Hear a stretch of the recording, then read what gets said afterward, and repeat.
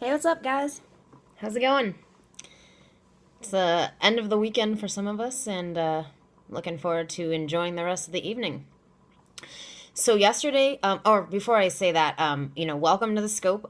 For those of you who don't know me, I'm Jennifer Blanchard. I'm an author and a story coach. I work with serious emerging novelists who want to save time, cut years off their learning curves, and write better stories so that they can publish faster. So yesterday I did a scope talking about the four parts of story, and I went into more detail about parts one and part two. And so today I'm going to talk about parts three and four. But just as a recap, parts one and two of a story. So every story has four parts, or four acts, if you want to call them that. And each one has its own contextual mission that has to be fulfilled. Parts one and two, I talked about yesterday. So part one is setup. So it's setting up what's coming in the story. Part two is reaction. So reaction to the first plot point. And the first plot point is the story milestone that separates part one from part two. And going into parts three and four. So the milestone that separates part two from part three is called the midpoint. And that's the moment in the story when something new comes in that changes the direction of the story. New information is revealed. A lot of times the potential, another, being told about the antagonist again, basically, but in a different way. So, and I'll give an example of this to kind of illustrate better.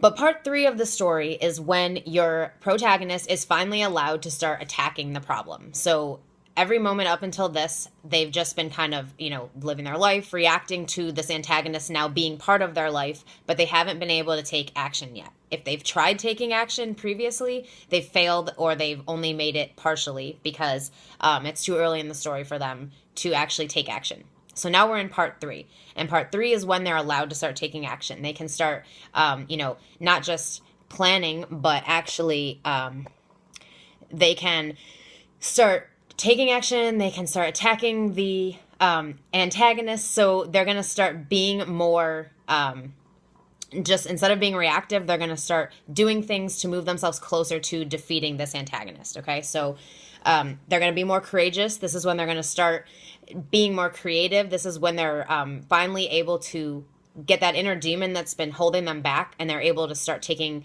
some action on it to make changes and to start realizing that they have to do things differently now if they want success in the story.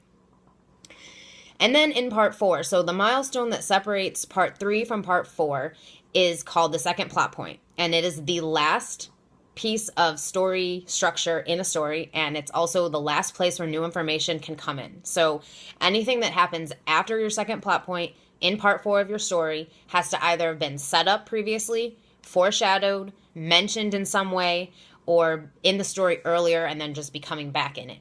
You can't have anything new coming in at the end of your story. So that means, all your characters have to be set up, all of your, especially your main ones, obviously, but all of the things that are going to happen.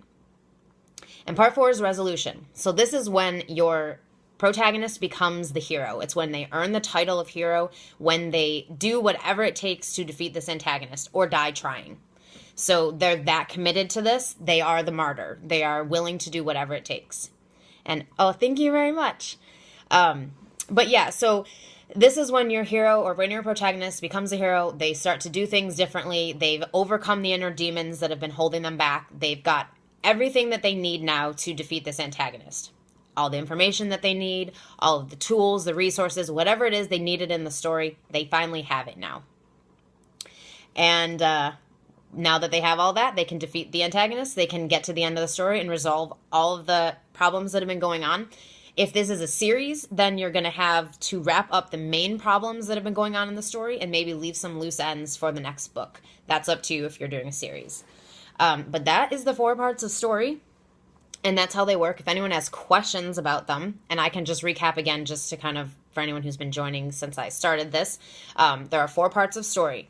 There are four contextual missions that each part has to fulfill, and there are plot points or structure points along the way that separate each of these parts from the other. Part one is setup. Then you hit the first plot point. You move into part two, which is reaction to the first plot point. Then you hit the midpoint, which is halfway through the story, and that's when we move from part two, reaction, to part three, which is attack or taking action. And then we have the second plot point, which sets you up to now move from part 3 to part 4, which is going to move you from attacking to resolution and being, ready to resolve the story and get to the end and have the ending be. I'm explaining structure. This structure works in books and in movies. So a lot of times you'll see movies are 3-act structures instead of 4, but the contextual missions of each part are the same. I'm talking about novels. So the main information that I talk about comes from this book right here. It's called Story Engineering. It's by Larry Brooks. And I am a student of his. He's my mentor. He's the person who's really allowed me to be the storyteller and the writer that I am today. So everything I know about story, I've learned from him, and he's incredible. If you haven't read the book yet, highly recommend checking it out. He goes into a lot more detail of the 4 parts of story in this book, and I just kind of gave you a quick overview. Do most stories follow this format? So yes and no. If you're talking about traditionally published, commercially successful stories, yes, they follow this absolutely. It may not be identical as far as like sometimes the plot points might push further in the story than I'm just describing. So usually or typically your first plot point happens 20 to 25% in. Your midpoint is 50%. And your second plot point is around 75 to 80% into the story. But sometimes that can be different depending on the story you're talking about. The thing with the rules, or not rules, but the principles of storytelling, if you know what they are, then you can break them. But until you know what they are and you've practiced them, and really if you're a new novelist or you've never published anything before, you don't want to break them. You want to stick as closely as you can because that's what's going to help you get published, especially if you're trying to go traditionally. But that's basically, what it takes. And whether it's a movie you're talking about or whether it's a novel, a story is a story. And I've actually written 4 books. I have 3 nonfiction writing guides, and then I actually published my first novel in June. It's called Soundcheck. And to give you an illustration of the 4 parts of story, so I talked about, 1 and 2 yesterday, and I gave this example, but going through 3 and 4 using my story as the example. So at the midpoint in this, we find out that the antagonist in the story is actually been pretending to be somebody else. So he's been going under the name Chris.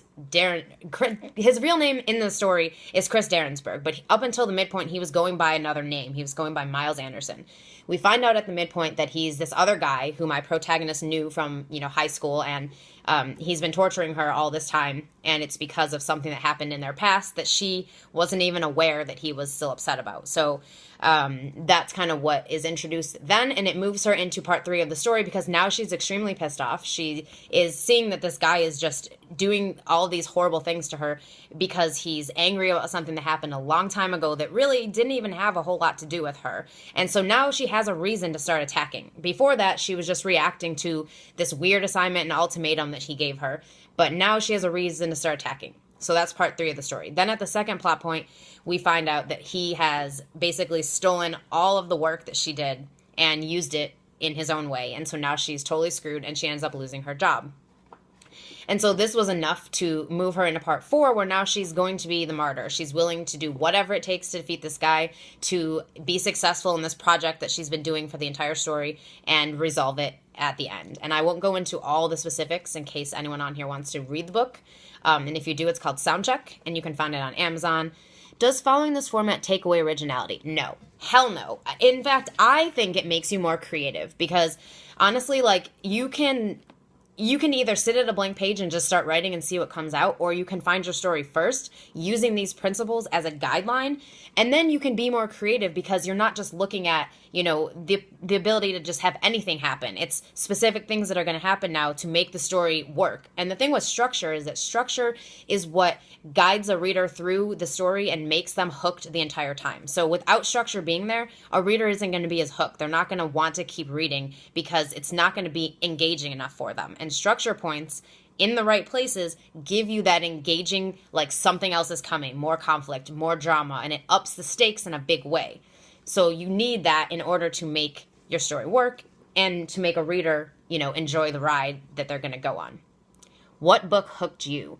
Oh God, lots of books. But my most favorite are in the genre that I love, which is chick lit, or I guess these days they call it women's fiction. But I'm just obsessed with love stories. I write love stories. I read them. And for me, I think there's this book by my favorite author. It's called Remember Me. And I actually did a deconstruction of it on the blog storyfix.com. So if you just go to like Google and type in Remember Me, storyfix.com, it'll come up. But it walks you through all of the structure points of this story and basically tells you everything you need to know about it, why it worked, and how it kept the reader hooked the entire time. I mean, for me, that book is classic. I love it. I read it probably once a year because I just so love the creativity of it and how she used the structure points in such a good way. So that's one of my favorites. But again, I'm very particular about my books. I like love stories, so that's what I read most of the time. Not to say that I don't read other stuff, but most of the time I'm reading a love story because that's what I like. But yeah, so if anyone has any other questions, feel free to put them in the chat box. Otherwise, I'm going to wrap this scope up, and I will be back this week with more. You can get my schedule of my scopes from the Emerging Novelist Incubator on Facebook. It's a group. Anyone can join it, so feel free to join us. And I also am doing a NaNoWriMo workshop that starts tomorrow, and I actually have 3 spots left. So if anyone is interested in getting help planning their stories before Nano starts, so I'm doing a 6-week workshop to help you plan your story out, get all your structure points figured out and your scene list and everything you need to know about your story before you write it. And then November 1st, you sit down with your story plan and start writing, and you have everything you need to come out the other end, 50,000 words written and an actual story, which if you've done NaNoWriMo before, you know that you don't always come out with a story. So this workshop will guarantee that you do come out with a story. And if you want to learn about the workshop, you can go to JenniferBlanchard.net/nano edition, NaNoEdition. Thanks for joining me for this scope, and I will catch you this week. Bye.